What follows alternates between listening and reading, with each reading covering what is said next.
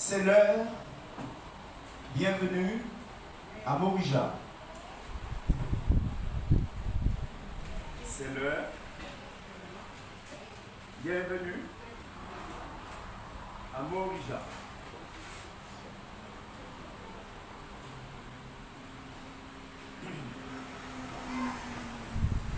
Vous avez avec moi dans le livre des Hébreux, le chapitre 11. Nous allons lire deux premiers versets. Hébreux 11 et versets 17 à 19.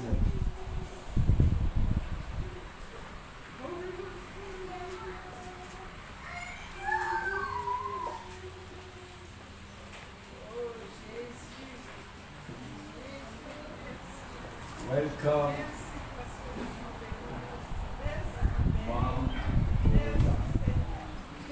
Alléluia. Tu as trouvé? Vas-y. C'est par la foi qu'Abraham a offert Isaac lorsqu'il a été mis à l'épreuve. Oui, il a offert son fils unique en sacrifice, bien qu'il ait reçu les promesses et que Dieu lui ait dit. C'est par Isaac qu'une descendance te sera assurée. Il pensait que Dieu était capable même de le ressusciter des morts. C'est pourquoi il a retrouvé son fils par une sorte de résurrection. Amen. Amen. Amen. Portons ce matin, demandons au Seigneur de nous donner la grâce d'entendre la voix derrière les paroles, les mots. Nous avons besoin d'entendre l'Esprit de vous, Jésus, l'Esprit de Dieu, parler au-dedans de nous. Amen. Parce qu'il n'y a aucun mot qui soit, aucune parole qui soit là juste pour remplir des pages. Mais il y a une consistance derrière chaque mot. Je le disais hier encore avant l'écoute, la parole de Dieu est plus solide, plus concrète que la montagne de la souffrière que nous avons dans notre environnement. La terre et le ciel passeront, mais sa parole ne passera point. Amen. Et nous sommes créés dans cette image, par cette parole. Alors relis-nous encore, s'il te plaît, ce texte, Hébreux 11, 17 à 19. C'est par la foi qu'Abraham a offert Isaac lorsqu'il a été mis à l'épreuve. Oui, Abraham a offert Isaac. lorsqu'il a été mis à l'épreuve. Oui, il a offert son fils unique en sacrifice. Qu'est-ce qu'il a fait là? Il a offert son fils unique en sacrifice.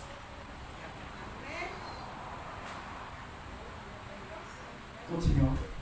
Bien qu'il ait reçu les promesses et que Dieu lui ait dit, c'est par Isaac qu'une descendance te sera assurée.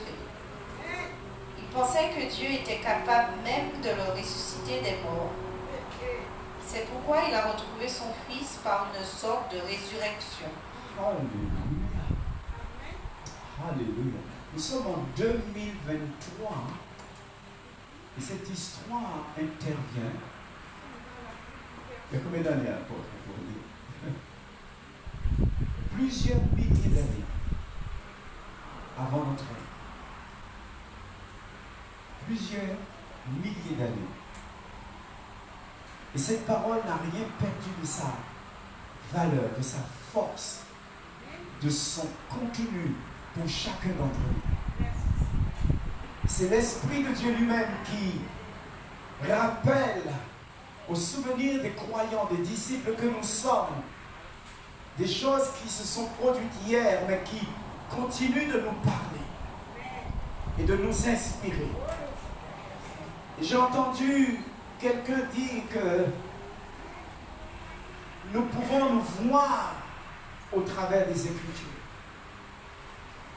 C'est par la foi, dit ce chapitre 11 des Hébreux,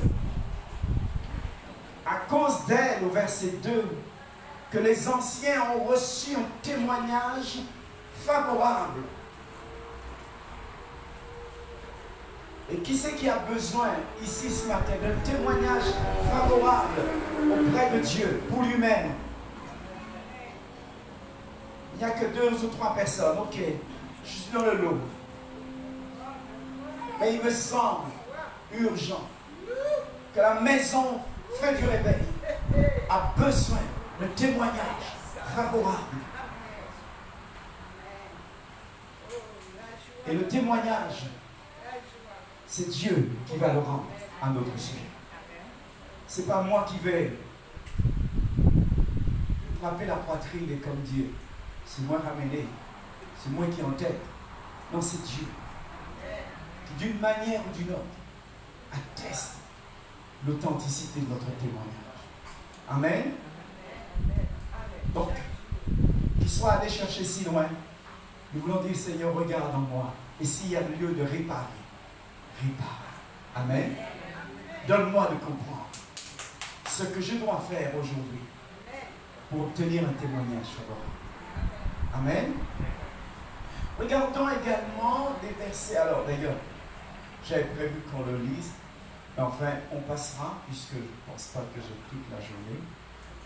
On va regarder Hébreux, le chapitre 12, le chapitre suivant, et les versets 1 à 8.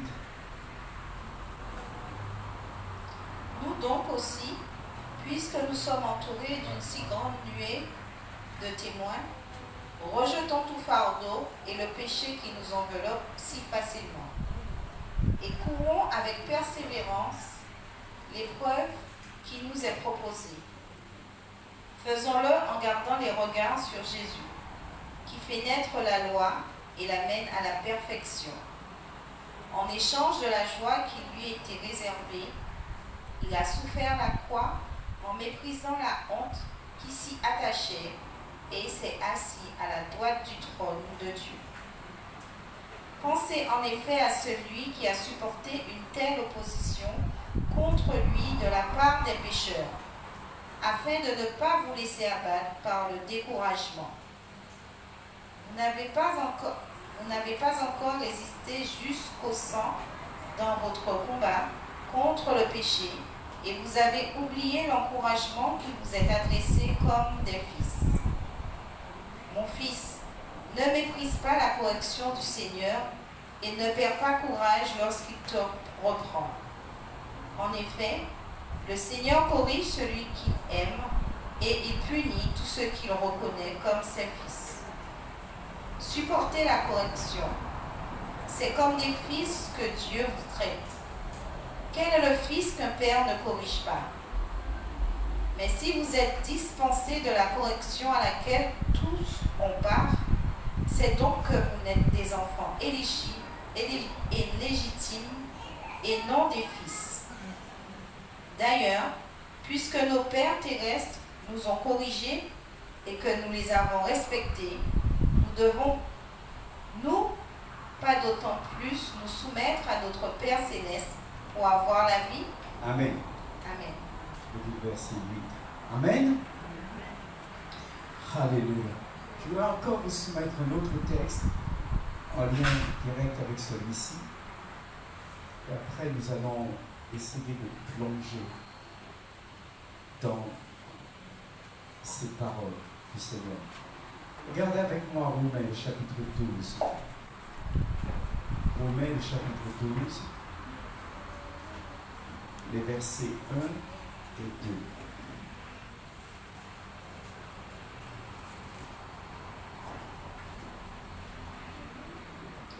Je vous encourage donc, frères et sœurs, par les compassions de Dieu, à offrir votre corps comme un sacrifice vivant, saint, agréable à Dieu.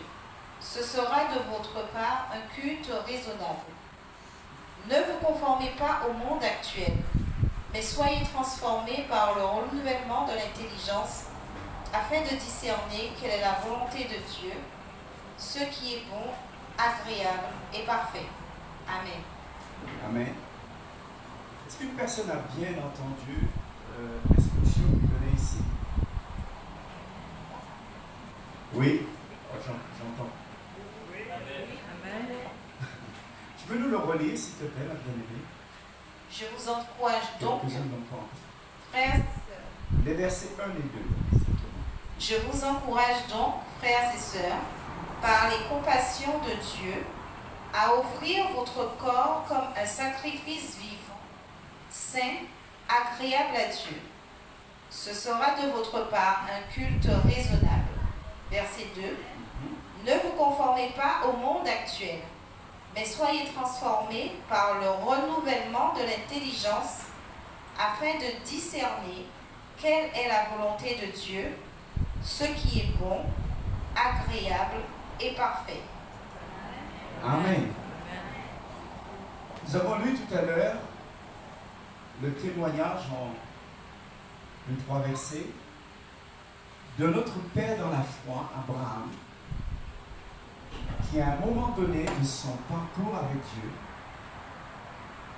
a reçu cette instruction particulière d'offrir son fils sur la montagne que le Seigneur lui indiquerait. Et Abraham s'est exécuté à cette parole. S'imaginant, alors qu'il avait déjà 117 ans, s'imaginant qu'il allait de toutes les façons retrouver son fils par une sorte de résurrection. Le mot n'avait peut-être jamais été exprimé, mais la pensée qu'on puisse faire cette traversée dans la mort et revenir ensuite lui est venue à l'esprit. Le concept de la résurrection. Et Abraham, qui avait appris depuis ses 75 ans à développer une confiance dans le Seigneur. Et ça n'a pas été sans mal, ça n'a pas été sans erreur, mais il s'est repris. Et cette fois-ci, dans ce moment particulier, une telle demande lui arrive, comme elle pourrait arriver à chacun d'entre nous. Et là, Abraham s'est exécuté. Je voudrais vraiment que nous retournions à Morija, puisque c'est là où la scène s'est déroulée. Genèse, chapitre 22. Ne prêchons pas la théorie. Ce ne sont pas des histoires pour faire dormir les enfants ou les adultes. C'est tout le contraire. Genèse, chapitre 22.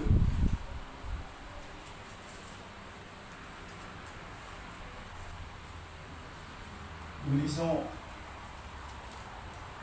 des versets 1 à 19. Après cela, Dieu mit Abraham à l'épreuve. Il lui dit, Abraham, celui qui répondit, me voici. Dieu dit, prends ton fils unique, celui que tu aimes, Isaac. Va-t'en au pays de Morija, et là, offre-le en holocauste sur l'une des montagnes que je t'indiquerai. Abraham se leva de bon matin, sella son âne et prit avec lui 2 serviteurs et son fils Isaac. Il fendit du bois pour l'holocauste et partit pour aller à l'endroit que Dieu lui avait indiqué. Le 3e jour, Abraham leva les yeux et vit l'endroit de loin. Verset 5. Il dit à ses serviteurs, « Restez ici avec l'âne.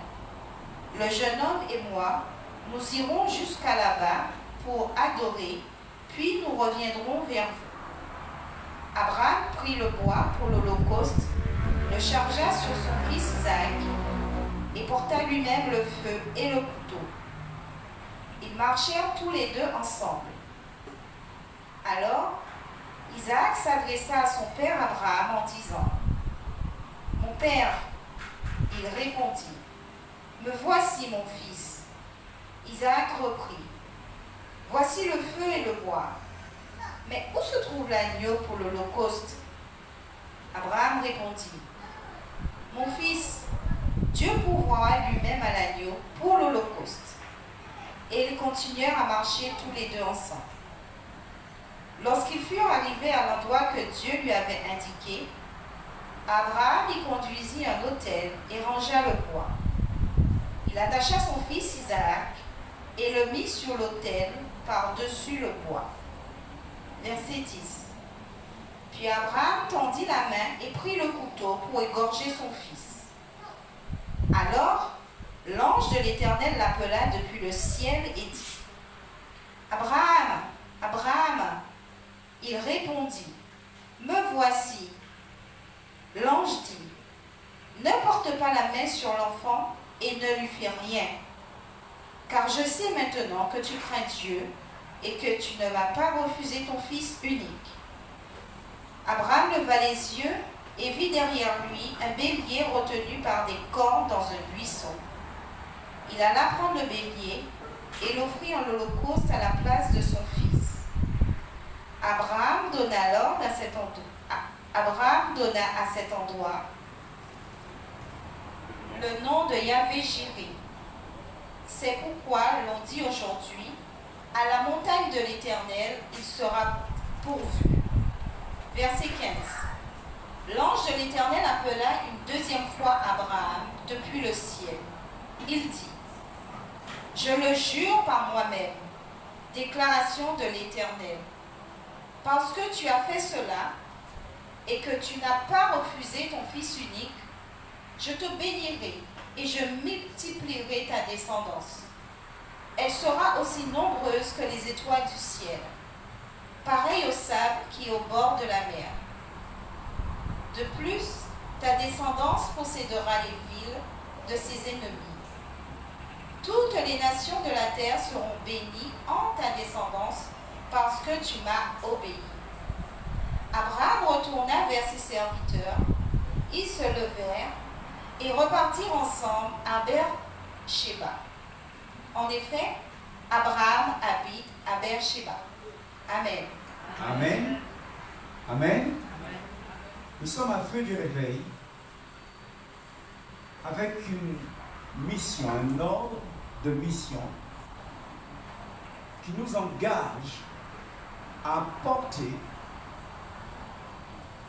la guérison. Et il n'y a pas de limite à cette guérison, peut-être physique, elle peut être aussi spirituelle, émotionnelle, apporter la guérison, pas à juste ma maman ou ma grande sœur, mais aux nations. Est-ce qu'on est d'accord avec ça?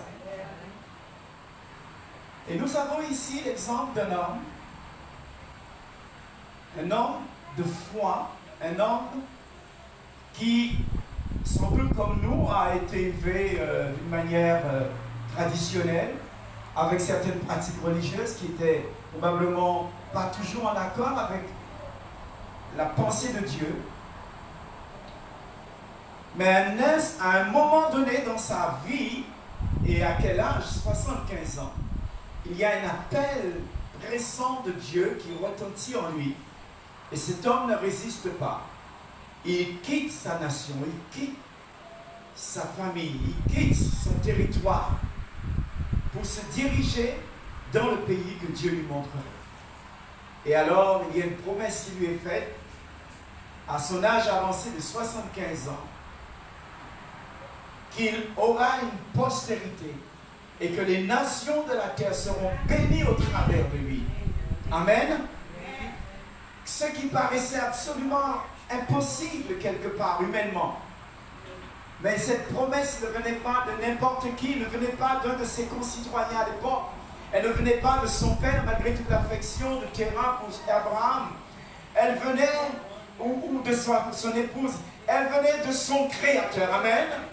Alors ce matin, j'espère que toi aussi, tu voudras que ton Créateur parle dans ton cœur, parle dans ta vie, n'est-ce pas?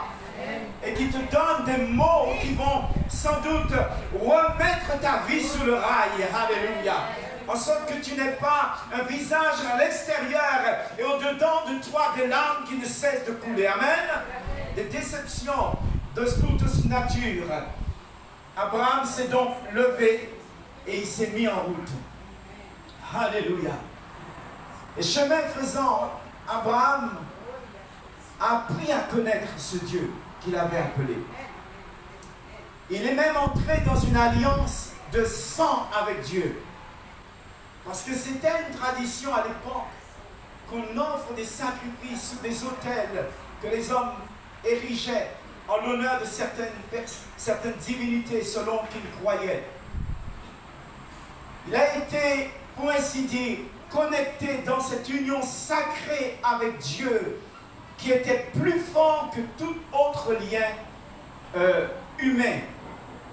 Lorsqu'on parle d'alliance, et singulièrement d'alliance de sang, on parle d'un contrat entre deux parties dans lesquelles il est interdit à l'une ou à l'autre de trahir, si ce n'est au risque de mourir.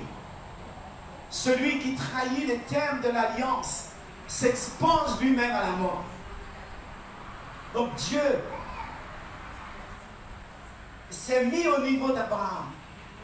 Et Abraham a accepté de se mettre là où Dieu l'appelait, dans cette alliance. Et alors, ça lui a donné une certaine assurance pour engager la marche. Tout ce qu'Abraham possédait appartenait ainsi à Dieu. Il avait cru et il avait reçu de Dieu cette promesse d'alliance et qui lui a été comptée comme justice, qui a été mis à son crédit parce qu'il avait cru justement, cela lui a été imputé en justice. Il a gardé l'alliance de la circoncision, notamment de sa chair. Et il a étendu à tous les membres de sa famille. Dieu lui avait fait cette promesse et lui avait demandé cela. Mais Dieu lui avait aussi promis un fils. Maintenant, avant le sceau de cette alliance, Dieu a mis Abraham au test. Il a voulu qu'Abraham prouve à lui-même qu'il serait obéissant à Dieu. Dieu lui a demandé alors de sacrifier sa possession la plus précieuse alors. Le fils qu'il avait attendu depuis combien d'années encore? 25 années. Il avait donc 100 ans quand il a eu ce fils. Dieu lui demandait, et le fils avait grandi depuis.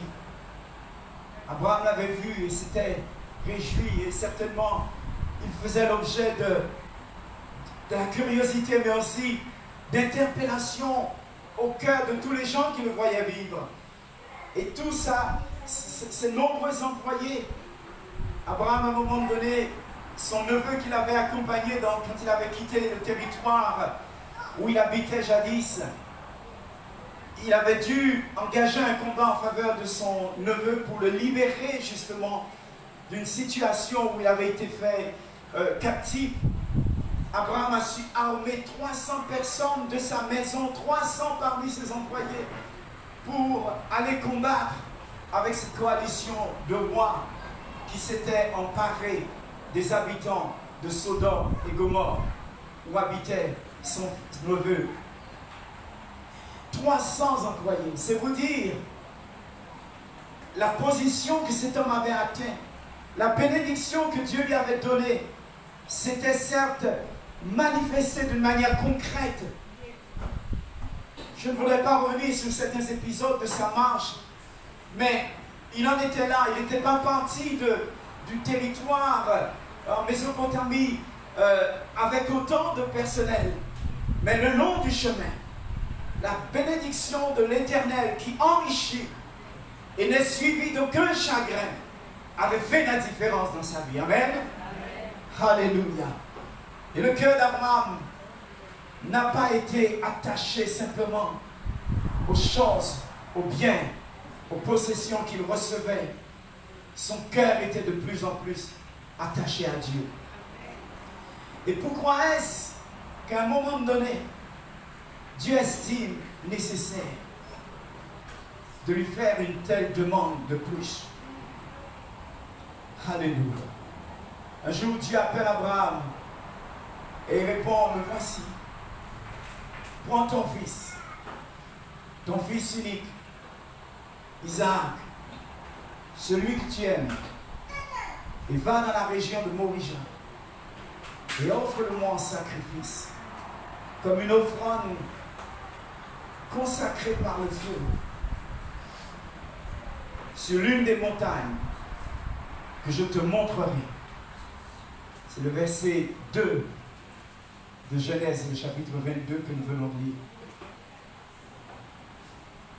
Et à cette demande, pour le moins surprenante, il n'y avait aucune explication. Seulement un ordre qui devait être obéi. Abraham n'a pas essayé alors de raisonner Dieu. Il n'a pas essayé de le faire changer sa pensée. Il n'a pas essayé de déterminer, est-ce que j'ai bien entendu ce que Dieu voulait dire? Est-ce que je n'ai pas mélangé les paroles? Il n'a pas non plus demandé un signe pour confirmer l'instruction qu'il venait de recevoir de Dieu. Est-ce que ça ressemble à une personne, à part moi? Nous voulons des signes, nous voulons 4, 5 confirmations.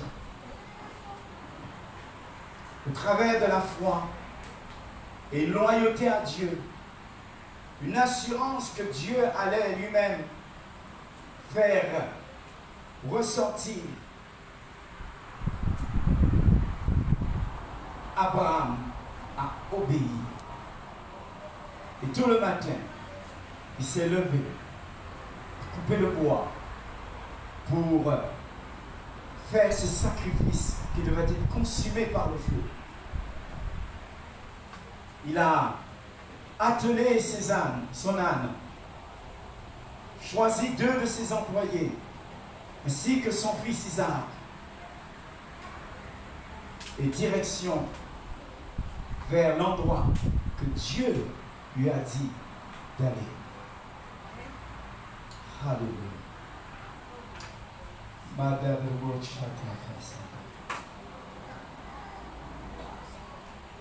Alléluia. Sommes-nous prompts aussi à obéir? Ou cherchons-nous la première porte de sortie, ou des excuses, ou différents? Et puis, physiquement, ça demandait 3 jours de marche, de voyage, avant que Dieu lui fasse discerner c'est cet endroit. Amen. Il a 117 ans, je rappelle. Les 2 employés avancent avec Abraham et son fils. Mais quelque chose troublait la pensée du fils et il n'a pas pu s'empêcher de poser à son père la question. Auparavant, Abraham venait de dire à ses 2 employés, restez là avec l'âne, tandis que moi et le garçon, nous irons sur cette montagne. Nous allons adorer. Et ensuite, nous reviendrons vers vous. Alléluia. Oh, est-ce qu'Abraham essayait de tromper ses employés? Est-ce qu'Abraham essayait de manipuler son fils? Ou plutôt, est-ce qu'Abraham exprimait ce qui était au fond de lui? Vous savez que dans des situations pareilles, vous ne pouvez pas continuer, vous ne pouvez pas jouer si vous avez l'habitude de jouer. Dieu voulait faire ressortir ce qu'il avait au fond de lui. Amen. Et il aurait été dommage si il avait un doute ou s'il avait une faiblesse de demander à Dieu la grâce d'obéir. Cela me ramène au Christ Jésus lui-même. Il a dit à un moment donné à ses disciples, mon âme est triste jusqu'à la mort. Venez prier avec moi. Priez pour vous-même afin que vous ne tombiez pas en tentation.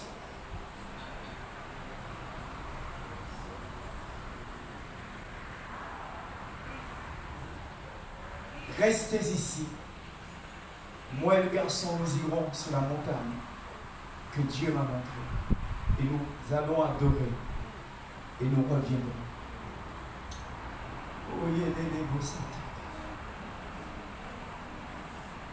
Certains viennent de façon très épisodique dans leur assemblée,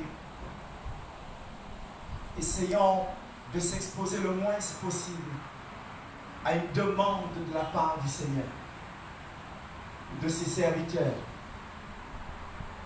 ce qui revient au même lorsqu'ils sont conduits à le faire de la part du Seigneur. Et là, il n'y avait pas de porte de sortie. On obéissait.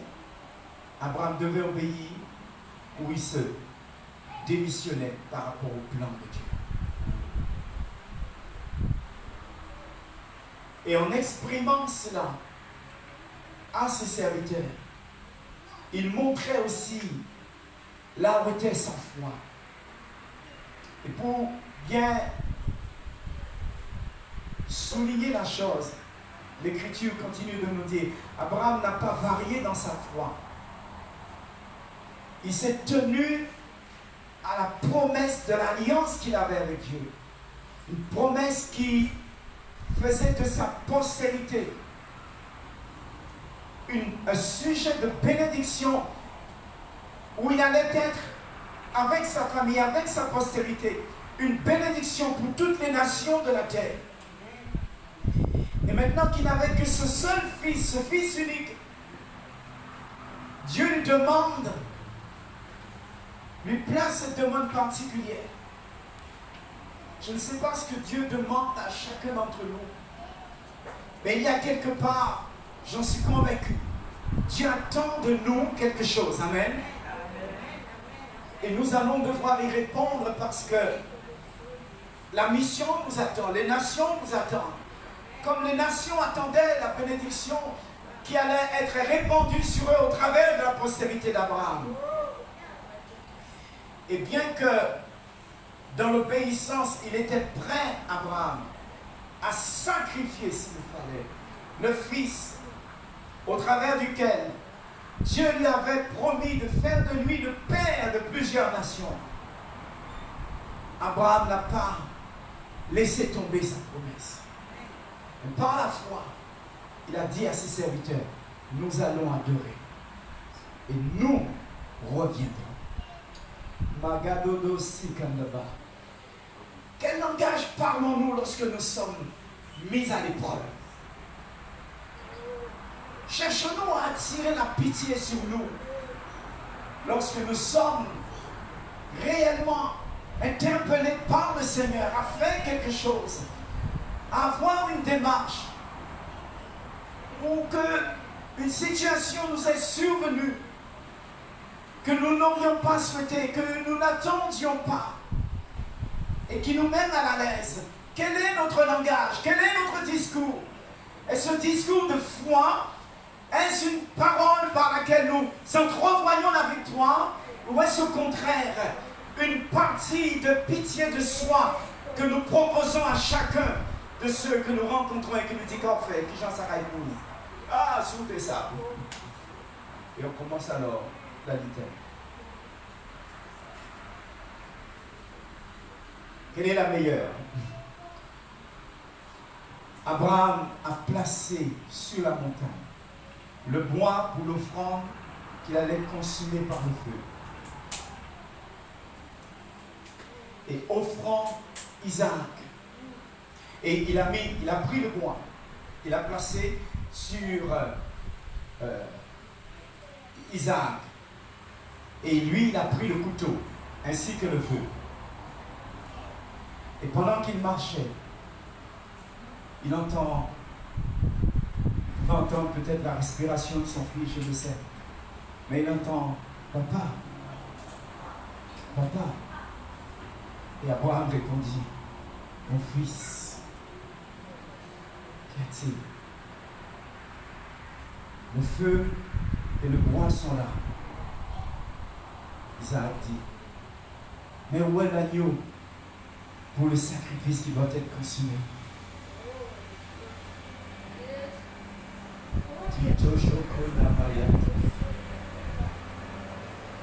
Combien aurait alors trouvé une occasion d'exploser en larmes? Combien aurait trouvé une occasion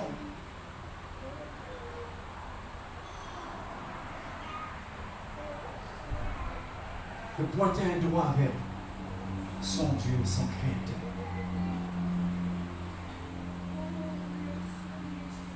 Que Dieu nous donne la grâce d'être prêts. Amen. Car il est notre Père dans la foi, Abraham. Amen. Alléluia. Et Abraham veut répondre. Dieu lui-même se pourvoira de l'agneau pour le sacrifice qui doit être consommé, mon fils. Alléluia. Et les deux garçons les deux sont repartis. Ont poursuivi leur marche. 17 ans, le garçon. Tu n'essaies pas de lui raconter des histoires. Tu ne peux pas donner à ton enfant une foi basée sur des histoires quelconques. Tu veux lui communiquer une foi authentique. Amen. Oui ou non? Et donc, quand les enfants nous posent des questions, si nous ne savons pas comment dire, parlons avec le Seigneur qui nous donne la sagesse. Mais ne leur racontons pas des mensonges, des paroles juste pour les endormir. Sachant que nos paroles qui proviennent de nos pensées dessinent, façonnent notre avenir. Et parfois un avenir très proche. Quelqu'un comprend ce que je veux dire?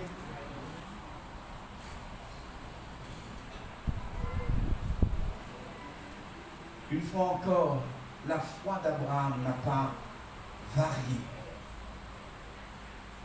Il n'a pas laissé tomber l'alliance de la promesse qu'il avait déjà avec Dieu. Et ce qui est encore plus merveilleux, cet homme qui venait d'un environnement, d'une nation qui était païenne, qui adorait des idoles, Abraham a appris à connaître Dieu et il n'a surtout pas voulu le limiter. D'ailleurs, à 100 ans, alors que son corps était déjà usé, comme aussi bien le sein de son épouse, ils ont pu avoir cet enfant. Alléluia. Qu'est-ce qui pouvait être impossible à Dieu? Il a fait confiance à celui-là seul qui avait permis à sa femme stérile de concevoir bien longtemps après qu'ils avaient déjà plus les capacités de porter des enfants, de concevoir. Abraham non plus ne savait pas comment ou quand, mais il savait une chose, que Dieu qui avait fait une promesse d'alliance pour lui, qu'il n'allait pas s'autoriser de le briser. Il savait que Dieu pouvait. La question que je te pose et que je pose à chacun d'entre nous, avons-nous une alliance solide avec notre Père Céleste? Nous parlons de notre Papa. Nous parlons de notre source. Nous parlons de celui en qui nous avons la respiration, le mouvement, l'existence. Avons-nous une alliance? Sommes-nous entrés en alliance avec lui?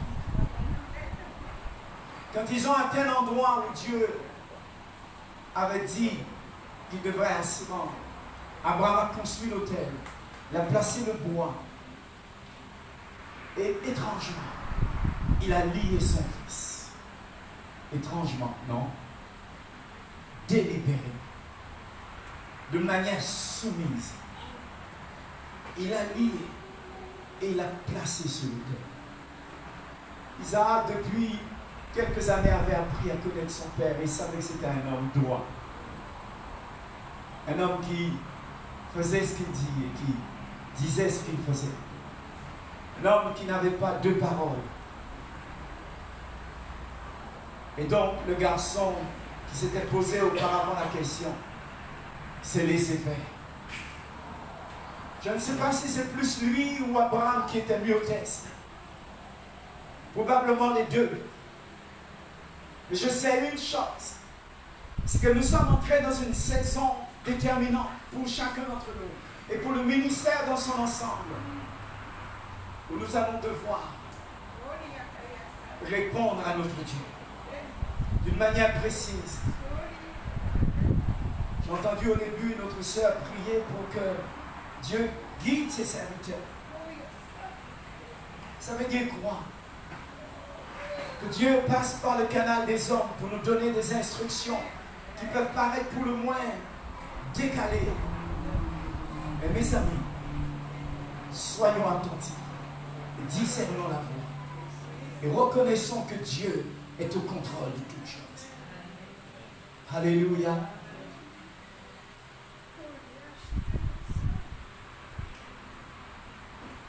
Il a placé le garçon sur l'autel.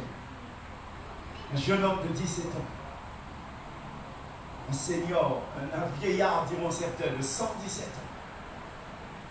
Il a placé le garçon sur l'autel. Peut-être qu'il a aidé son père, je ne sais. Mais le fait est qu'il était sur l'autel. Le bois était là. Le feu était là. Et Abraham avait le couteau dans la main. Et il était prêt à égorger son fils. J'ai entendu ma soeur tout à l'heure faire la lecture en disant, dans ce texte, cette partie qui est reportée, Abraham, Abraham. Et c'est ainsi que Dieu l'a appelé. Si Sarah se présentait sur la scène et qu'elle découvrait cette situation, comment elle aurait réagi, comment elle aurait interpellé son époux? Abraham était déterminé. Son idée était faite. Son obéissance était sans phare. Et voici donc, au moment crucial où il va égorger son fils, Abraham! Abraham! Et voici, répondit-il, ne touche pas, n'avance pas la main sur le garçon. Il lui a été dit, ne lui fais rien, car maintenant je sais que tu crains Dieu, parce que tu n'as pas retenu de moi ton fils unique. Nous sommes dans le verset 12. Alléluia. Dieu a vu qu'Abraham réellement, entièrement, lui appartenait. Lui, Dieu. Dieu a su qu'il ne lui retenait absolument rien.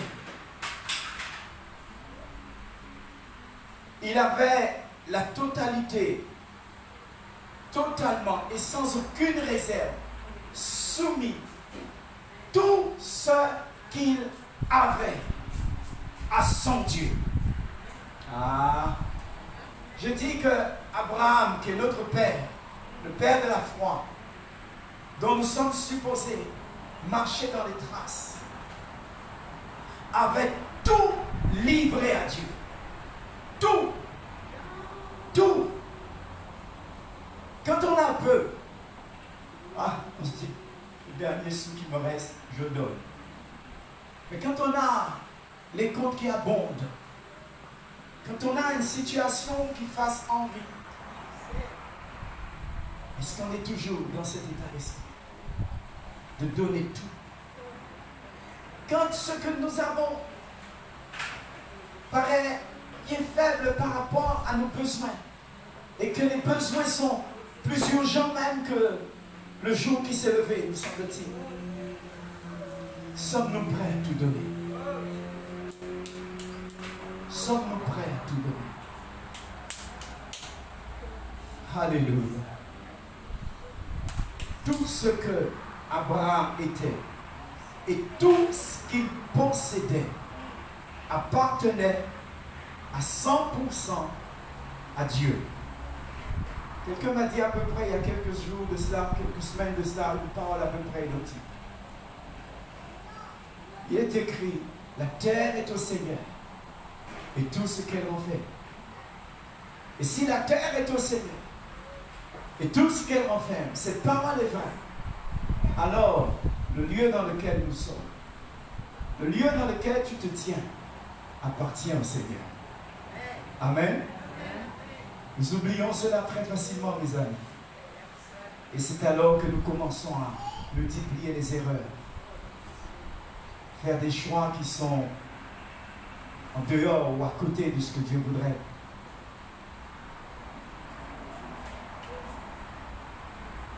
Abraham n'a pas offert Isaac d'une manière,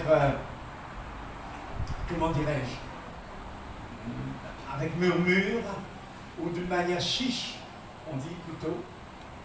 Abraham aimait Dieu de tout son esprit, de tout son cœur, de toute son âme, de toutes ses pensées et de toutes ses forces. J'ai dit, il aimait Dieu de tout son cœur, de tout son esprit, âme, pensée, force. Alléluia. Alléluia. Et il avait cette crainte révérentielle devant Dieu. Ainsi, il a obéi. À prendre possession de l'alliance de bénédiction que Dieu avait promis et les voir être accomplis dans nos vies, nous devons, à notre tour aussi, parvenir à ce même autel de sacrifice. Oh, je crois que je devrais redire cela. Pour prendre possession de l'alliance et de la bénédiction que Dieu a promise, que Dieu t'a promise, et voir les choses être accomplies dans ta vie, toi et moi, nous devons aussi parvenir à cet autel de sacrifice. Dieu exige l'obéissance. Amen. Et il n'y a aucun chemin qu'un chrétien dans lequel puisse avancer en obéissance à Dieu sans une totale soumission de sa volonté et de tout ce qu'il possède. Il n'y a pas d'alternative. Il n'y a pas d'autre moyen. C'est tout ou rien. Ah, mon discours ne plaît pas certainement à quelqu'un, mais excusez-moi, je préfère dire la vérité. Amen. Et nous sommes là pour prêcher le Christ qui est la vérité, le chemin et la vie. Amen. Abraham a levé les yeux de l'autel un moment. Et alors il a vu un bélier qui était retenu par les cornes dans les buissons d'un arbre. Alléluia. Est-ce qu'on peut imaginer la joie qui est intervenue alors sur cette montagne? Alors qu'Abraham était en train de détacher son fils, de l'embrasser et de réaliser que Dieu avait effectivement pourvu l'agneau, le sacrifice, le bélier pour le sacrifice qui devait être consumé par le feu. La vie du garçon avait été préservée. Mais il n'en avait pas moins accepté la mort à lui-même. Et le père n'avait pas moins accepté que son fils puisse mourir, mais qu'il le retrouve par une sorte de résurrection. Alléluia. Alléluia.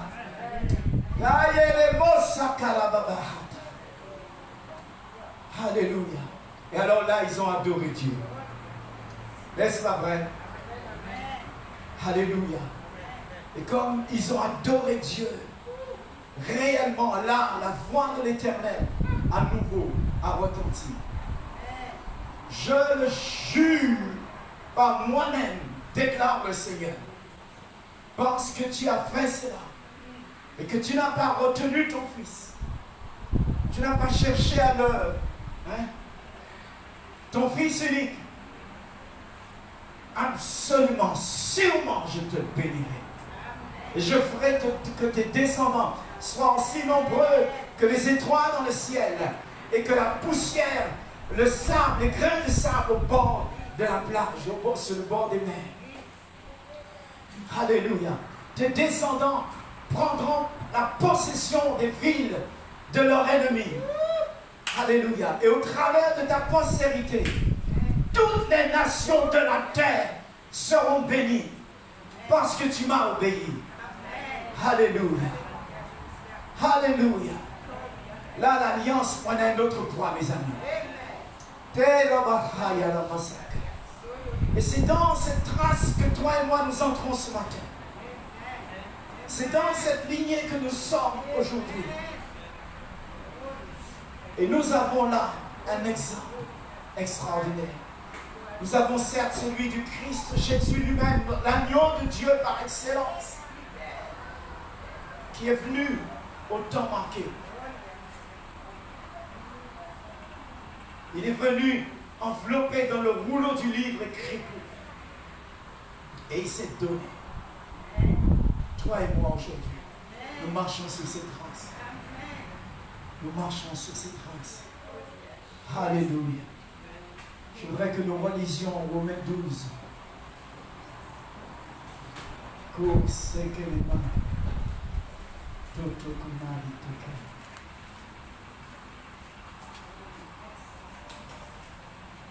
Je sais, tu as déjà lu ce texte. Permettez-moi de vous le lire. Je vous encourage donc, frères et sœurs, par les compassions de Dieu, à offrir vos corps. Pourquoi il ne dit pas votre esprit, votre âme?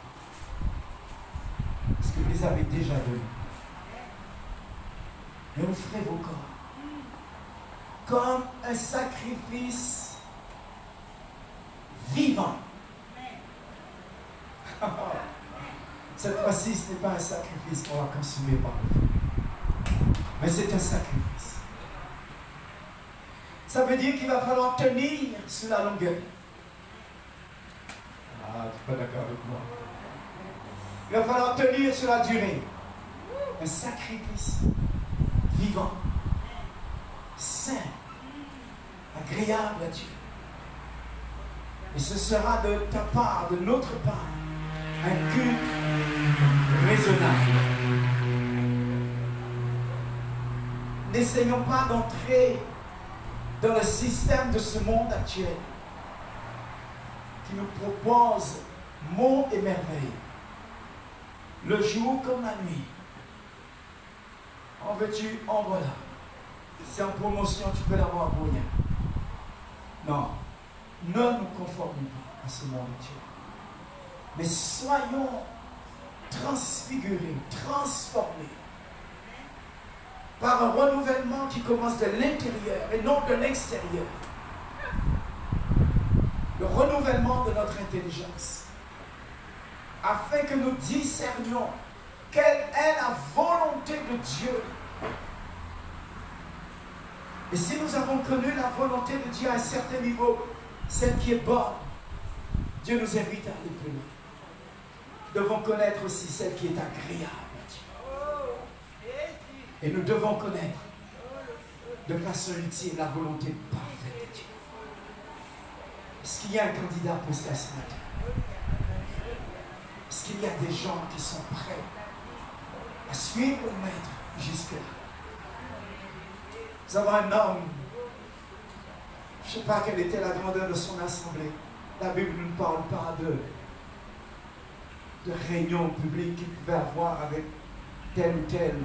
Mais lui, son épouse et son fils avaient appris à s'abandonner à ce Dieu, à marcher sur cette grâce. Et ils nous ont laissé un sentier, un chemin dans lequel nous sommes tous invités à entrer également. Amen. Par la grâce qui m'a été donnée, je dis à chacun, dit l'apôtre Paul, de ne pas avoir une trop haute opinion de lui-même, mais de garder des sentiments modestes selon la mesure de foi que Dieu lui a donnée. Alléluia. Merci Seigneur. Je ne veux pas aller plus loin. Je voudrais que nous puissions nous tenir debout et que nous répondions au Seigneur. Que nous répondions au Seigneur. Nous répondions au Seigneur. Vous notez d'abord une demande de nous offrir.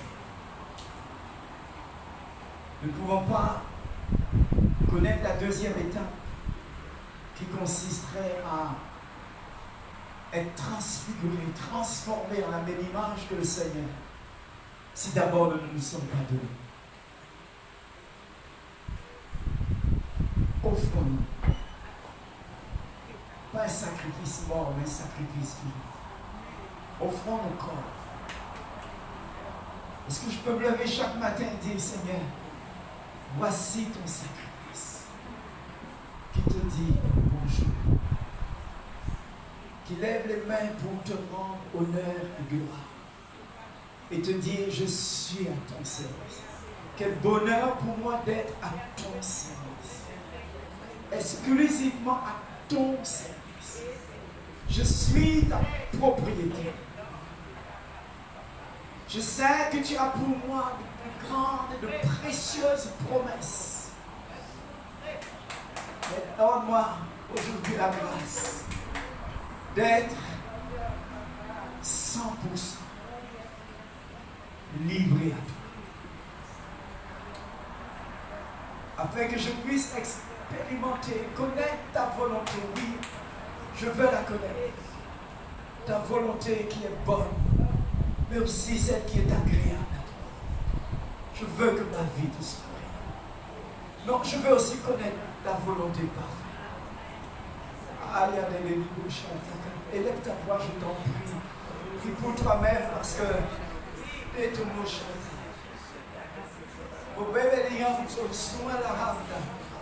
Ça les limos, je les lis au cabas. Oh, Maria, chete di mamaya, te gaia so, rebo bahia. Mangue de doloroso. Oh, manga doloroso. Ter baba boniach.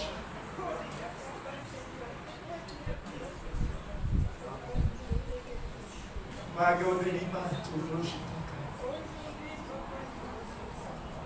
Alléluia.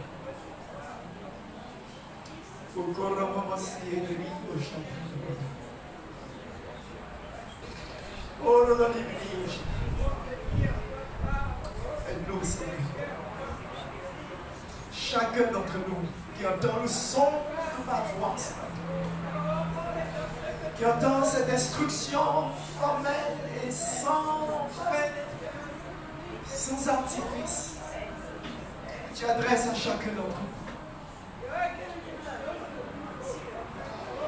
nous une prière et que tu nous aides à répondre favorablement. Que tu nous aides à honorer l'alliance que tu as voulu établir avec nous, Seigneur. Et qui t'a coûté à toi le sacrifice complet de ton Fils bien-aimé, l'unique, le seul juste, qui a accepté de donner sa justice pour nous, sa sainteté pour nous, sa sagesse pour nous. Pour nous. Oh, maman de l'écriture, bangere de l'ouche, adalaba.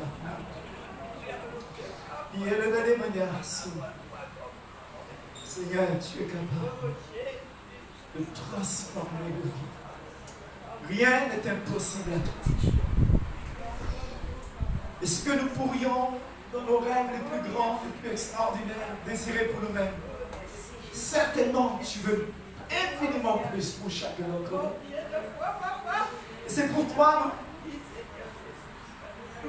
nous déchargeons, nous livrons à la mort toute ambition personnelle, tout désir charnel,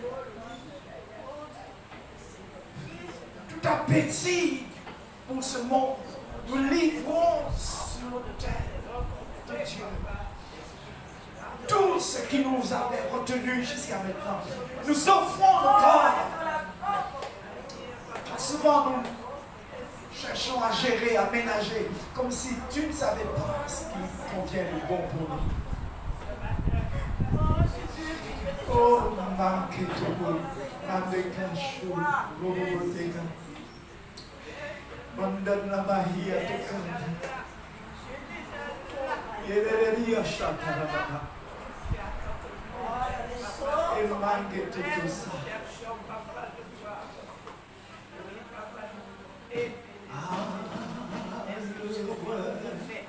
Du sacrifice qui n'a pas son origine lorsque notre front se plisse, quand on se livre à un combat. Dieu peut-il compter sur moi? Dieu peut-il compter sur toi? Dieu peut-il compter sur toi? Le pourra-t-il jusqu'au bout? Le pourra-t-il jusqu'au bout? Dieu peut-il compter sur moi? Dieu peut-il compter sur moi? Oui, tu peux compter sur moi, car je peux compter sur toi, car je peux compter sur toi. Je te suivrai par la foi. Oui, tu peux compter sur moi. Est-ce qu'on peut le dire encore une fois? Oui, tu peux compter sur moi. Car je peux compter sur toi. Je te suivrai par la foi. Je te suivrai par